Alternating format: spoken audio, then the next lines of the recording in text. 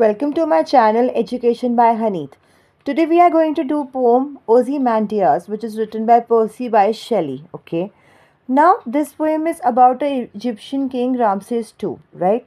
So Ozymandias was the name by which Ramses II was known. He was a pharaoh famous for the architectural structures he erected during his rule. Okay. Now what is pharaoh? The pharaoh is a ruler in ancient Egypt. Okay.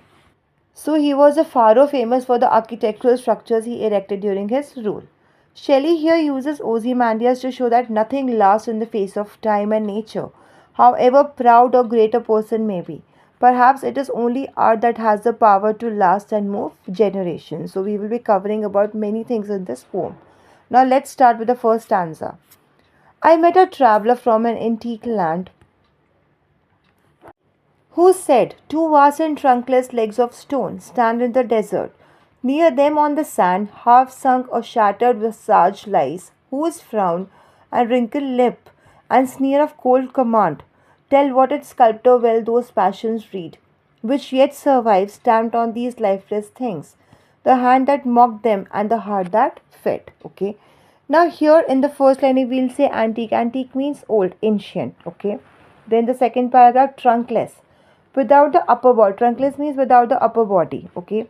Only the main parts of the body of a human being or animal will be displayed, which will not include the head, neck, and limbs. Okay. Then the fourth line, sunk. Sunk means to descend below the surface of something. Here, mainly below the sand. Then shattered, broken into pieces. Okay. Visage means face. A shattered face lies, broken into pieces. Okay. Then frown. Frown means expression of anger or displeasure. Okay. Frown here you can see on the same line. Then wrinkle. Wrinkle means marks of lines or folds. Okay. Then sneer of cold command. Here sneer means a facial expression of scorn in which the upper lip may be raised. Okay. Then cold. Cold means without feeling for others. Okay. Command is order, domination, control. Then sculptor is a person who is here an artist and who has made that sculpture, okay, of that king. Passions refers to the expressions on the king face. Then read, interpreted, okay. Survive means continue to exist after his death, the second last line. Then stamped, sculpted, printed, or engraved. Mocked means to copy something, okay. Now let's understand this whole paragraph. Now here the poet met a traveler who has came from an ancient land. He told that he has seen the remains of a statue in the desert, in the middle of the desert somewhere in during his journey. That statue has two huge legs made of stone stood and the remaining part of the statue, the upper body was missing. Okay. Another part of the statue, the face lay on the sand nearby.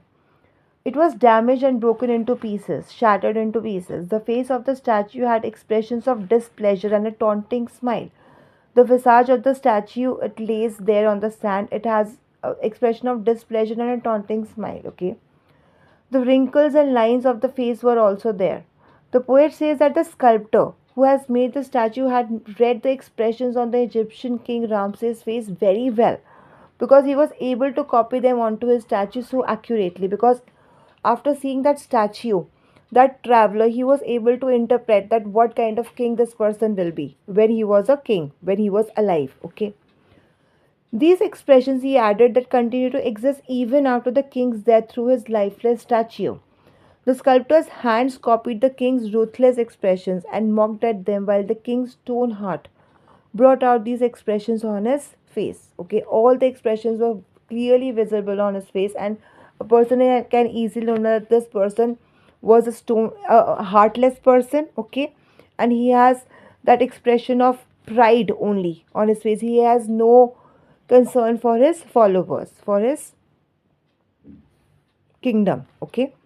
Now let's see the second paragraph and understand it word by word. Now, second paragraph says, and on the pedestal these words appear. My name is Ozymandias, King of Kings.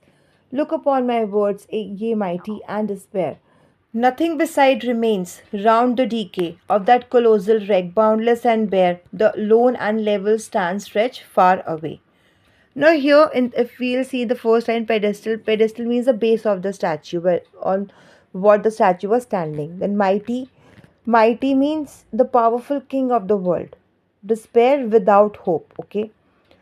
Beside means else, something else. Decay, broken pieces of statue. If we'll talk about colossal, colossal means extremely large or great. Wreck are ruins. Then boundless, the second last line, without limits. Bare, without the great statue of Ozymandias. Lone, the only survivor. Okay. Now, here the poet is saying that at the base of the statue the words are displayed. My name is Ozymandias, king of kings. Look upon my works, ye mighty, and despair were engraved. Now, these things show that the king introduced himself as Ozymandias, the most powerful king. We came to know about his name from this pedestal only. He ordered all the powerful kings of the world to look at this huge statue and feel belittled in front of this mightiest king Ozymandias. This he has engraved these words on that pedestal just to belittle the other kings of the world. Okay. And the poet also says that now nothing else other than his engraving remains. The statue broke down with the passage of time and its broken pieces could be seen lying around. The vast desert stretched all around and it seemed to be endless. The statue of the great king Ozymandias was nowhere to be seen. Now, if we will talk about the moral of this poem or the summary of this poem. So, the moral of the story we'll see is this the poem is highlighting how time reduces even the mightiest rulers and the empires to dust, leaving only the sculptor's art, okay, and the vast indifferent nature as enduring elements. So, the power that ends, but the art remains, right? This poem is a true example of that thing. So, power, glory, these things are temporary. Only art that remains and the forces of nature truly endure, right? So, only the art, the skill, it remains. It will always ever last, okay? So, even in this poem, we can see only the remains of the destroyed statue in the vast and empty desert remains, and the ruler, all has ended. Okay, so here we come to the end of this poem. Thank you.